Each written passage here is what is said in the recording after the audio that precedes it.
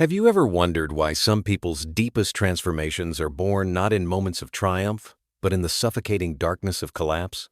Why the person who once smiled with ease now walks through life with a different kind of gravity, as though they've been to the bottom of the ocean and returned with eyes that see differently?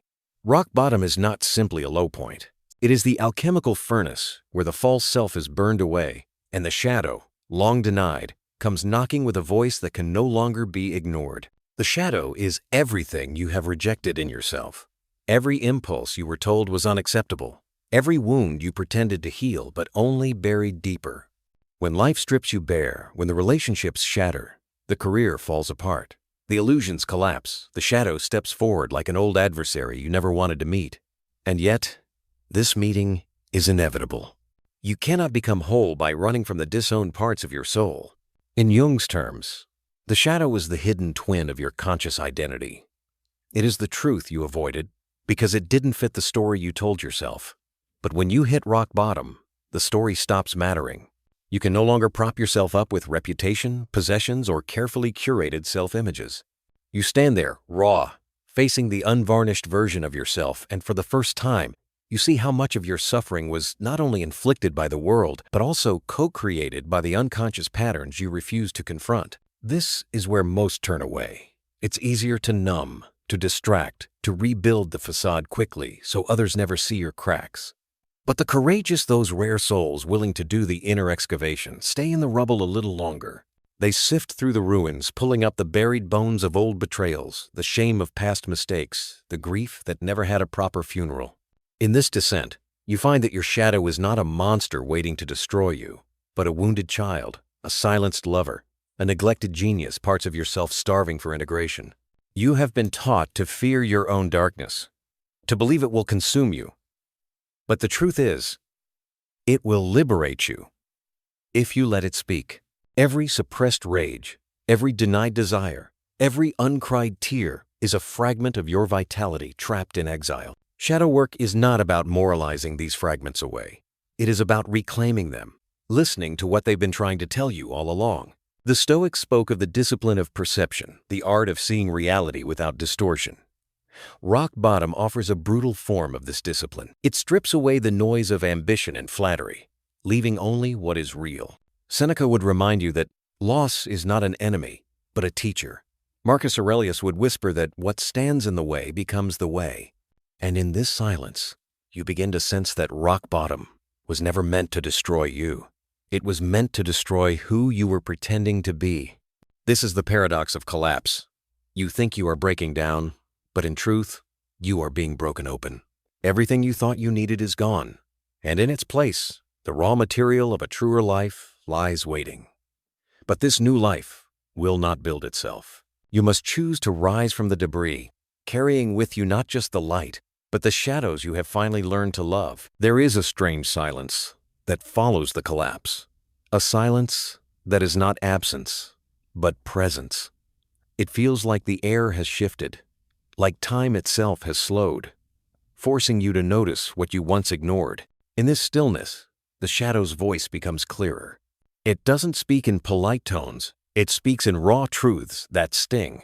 It tells you how you abandoned yourself for acceptance, how you traded authenticity for approval, how you repeated the same patterns under the illusion that this time they were different. This is where the work begins, not the work of fixing your outer world, but of sitting with the unbearable honesty of your inner one. Shadow work demands that you stop running from the mirror. You study the reflection until the person staring back is no longer a stranger. You begin to notice the subtle threads connecting your past wounds to your present choices. That failed relationship? Perhaps it was a reenactment of an old abandonment you never healed. That career burnout? Perhaps it was the inevitable result of proving your worth to an audience that was never watching. The human mind is a master of projection. When you refuse to meet your own darkness, you will see it everywhere else in your enemies, in your lovers, in the systems you rail against. Jung understood that what we condemn most harshly in others is often the very thing we repress in ourselves. Rock bottom tears away the convenience of that projection. There is no one left to blame, no convenient villain to absorb your outrage. Only you, and the parts of yourself you swore you didn't have. And here you have a choice. resist and rebuild the same fragile house, or embrace the dismantling as an initiation into a fuller humanity. The Stoics would tell you to accept the necessity of the fall, to find dignity in the discipline it demands. Epictetus would remind you that you are not what happens to you, but how you respond. And response here means turning toward the shadow, not away from it. In this turning, something unexpected happens. You start to feel a fierce kind of compassion, not the soft, sentimental kind, but the warrior's compassion that comes from knowing what it is to suffer. You begin to forgive yourself, not as a means of excusing the past, but as a way of reclaiming the energy you've wasted, punishing yourself for it. You start to see that the qualities you feared in yourself, the anger, the selfishness, the vulnerability, are not inherently destructive. When integrated, they become fuel for courage, boundaries, and depth. The world will not understand this transformation at first. Some will prefer the old version of you, the one they could predict, the one who didn't unsettle them by refusing to play small. But you will not belong to them anymore. Rock bottom has given you a gift. They can't see the gift of no longer needing their permission to exist fully. Your scars will not fade entirely, nor should they. They will become the lines in your face that speak of storms endured and oceans crossed. And as you rise, you will carry a different kind of power, one that is quiet but unshakable, one that does not need to prove itself through noise. You will have walked through the shadow and found not a grave, but a gateway. The gateway does not open into a paradise. It opens into a wilderness, uncharted, raw, and indifferent to your old maps. This is where the rebuilding begins, but not in the way you imagine. You are not simply reconstructing the life you had before. You are forging something entirely new, with materials gathered from both your light and your darkness. At first, the wilderness feels dangerous. Without the familiar signposts of your former identity, you question every step. Who am I now? What do I even want? These questions are not flaws in your progress. They are the very terrain you must navigate. The shadow will continue to walk beside you, whispering temptations to return to old patterns, to slip back into the comfort of numbness. But if you have learned anything from your descent, it is this: comfort without truth is a slow form of death. Here, the Stoic discipline becomes your compass. Marcus Aurelius wrote, "You have power over your mind, not outside events. Realize this, and you will find strength." The mind, once your saboteur, can now be trained to serve you. Instead of replaying the narratives of victimhood, you begin to rewrite them into lessons. Instead of fearing the recurrence of pain, you develop the resilience to face it when it comes. In this stage, boundaries become essential. Rock bottom strips away the false belief that love means self-sacrifice without limit. You begin to see how often you gave to others what you denied yourself. Now, your yes means something because it is no longer automatic, and your no carries the weight of self-respect. People who once relied on your compliance may recoil, calling you cold or selfish, but you will recognize this as their discomfort with your wholeness, not a flaw in your character. And slowly, an unexpected strength grows in you, the ability to stand alone without feeling lonely. This is the quiet revolution of shadow work, discovering that your own company is not a punishment but a privilege. You begin to enjoy the silence, the moments without validation, the spaces where you are free from the performance of being enough for someone else. Trauma once made you hyper-aware of others' moods, their needs, their unspoken expectations. Now, you turn that awareness inward.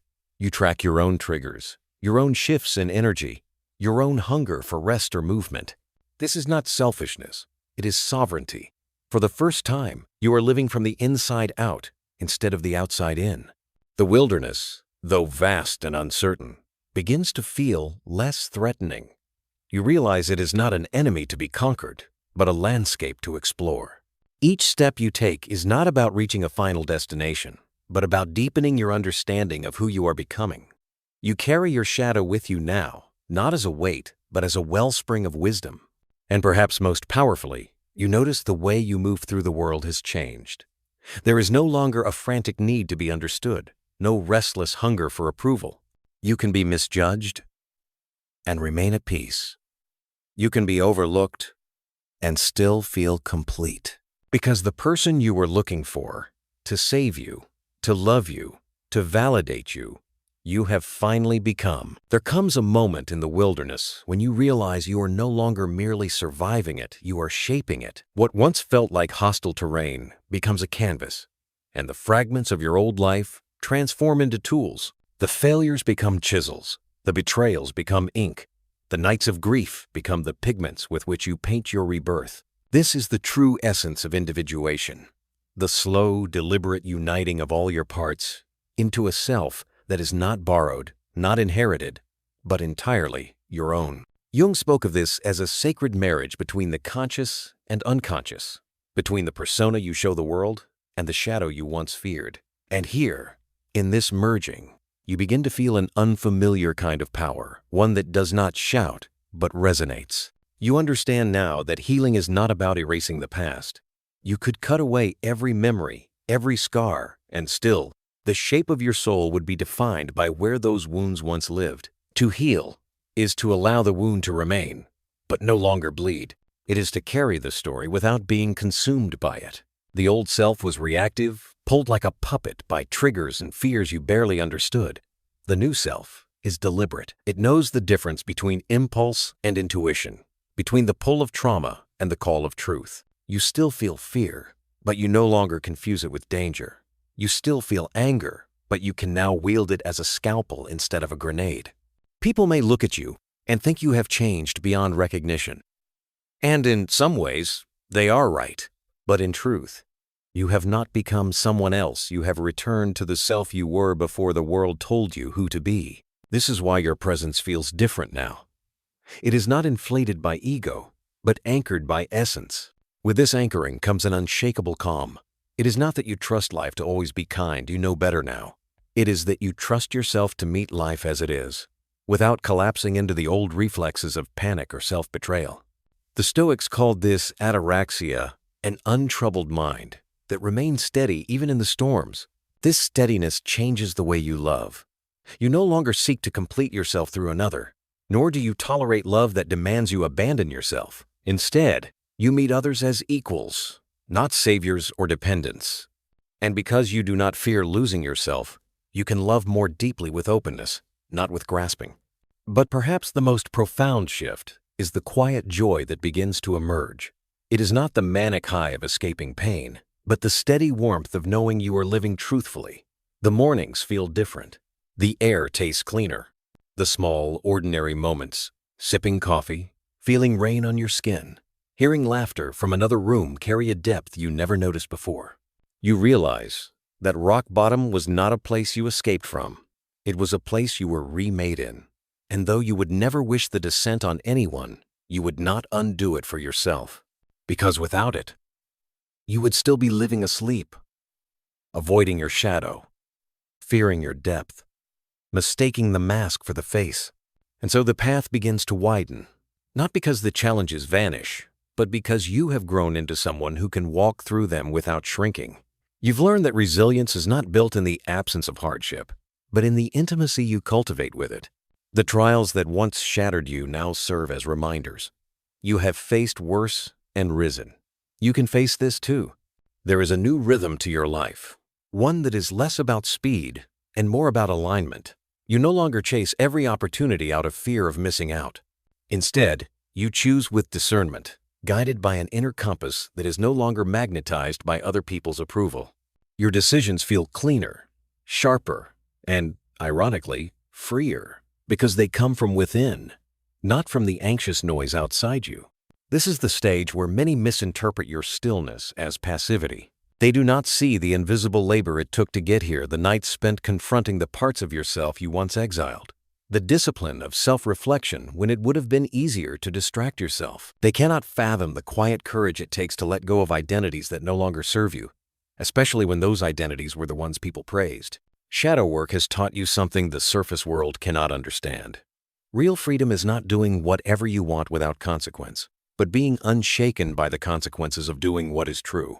It is the liberation of no longer twisting yourself into shapes that fit someone else's comfort. It is the serenity of knowing that if you lose something by being authentic, it was never truly yours. Jung would say you have integrated enough of your unconscious to step into your wholeness. The Stoics would say you have embraced amor fati, the love of your fate, not as resignation, but as partnership with reality. You meet life not as a victim, not as a conqueror, but as a collaborator in your own unfolding. And perhaps the most surprising change is how you now meet pain when it arrives again, because it will. You do not see it as proof of failure or punishment, but as another call inward. You allow yourself to feel it fully, without layering shame or resistance on top of it. You have learned that pain processed becomes wisdom, and wisdom carried becomes light for others, lost in their own darkness. The people who cross your path now are drawn less to what you do and more to the energy you hold. They sense the depth in your gaze, the way you can sit in silence without rushing to fill it, the way your presence does not demand but invites. You are no longer broadcasting a signal of desperation or hidden need. You are simply being, and in that being, you are magnetic. And still, the journey is not over. The shadow never disappears entirely. It walks with you, reminding you that every light casts darkness, every truth casts doubt, and every strength holds a flaw. But now, you walk beside it with respect, knowing it is not your enemy, but your oldest teacher. From rock bottom to this moment, you have not just rebuilt your life, you have rebuilt your relationship with yourself. And in the end, that was the foundation you needed all along. There is a quiet inevitability to the final stretch of this journey, not an ending, but a homecoming. You begin to see that every detour, every wound, every collapse was not chaos without purpose, but part of a larger architecture your conscious mind could never have designed. The pattern reveals itself only after you have walked it, each thread of pain and resilience weaving together into something unbreakable. Your sense of self is no longer brittle. It no longer depends on the mirror of other people's opinions or the fleeting rush of external winds. You have crossed the line from seeking worth to embodying it. This is why insults no longer pierce you in the same way, why rejection no longer feels like annihilation. You understand now that the only thing another person can truly take from you is what you hand them willingly. In this state, you notice a profound shift in your desires. The cravings born from insecurity, the hunger to prove, to compete, to outshine, dissolve. What remains is a quieter longing, not for domination, but for depth. You want relationships that challenge you to stay awake, work that aligns with your values, even if it's unseen, and moments of stillness that are full rather than empty. The shadow is now an ally, its presence a reminder that you are both flawed and divine. When old patterns surface, you greet them without panic, as you would greet an old friend who once caused harm but has since been forgiven. You know they will visit from time to time, but you also know they no longer run the house. Here is where Stoic wisdom and Jungian depth meet. You accept the world without illusion, yet you still choose to live as though your existence matters. You do not need life to be fair, to be grateful for it. You do not need certainty to walk forward. You no longer bargain with reality. You meet it with open hands. From this vantage point, rock bottom is not a curse in your story, but a consecration.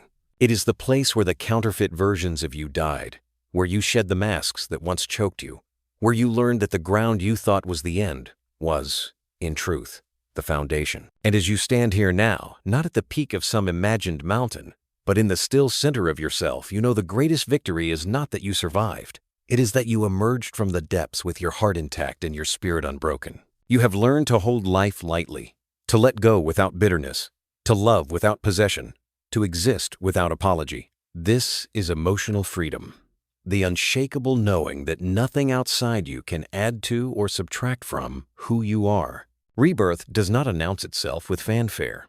It arrives in small moments, the ease in your breath when you wake, the absence of dread when you face the unknown, the peace that follows you into rooms that once made you shrink. You are not who you were before the fall.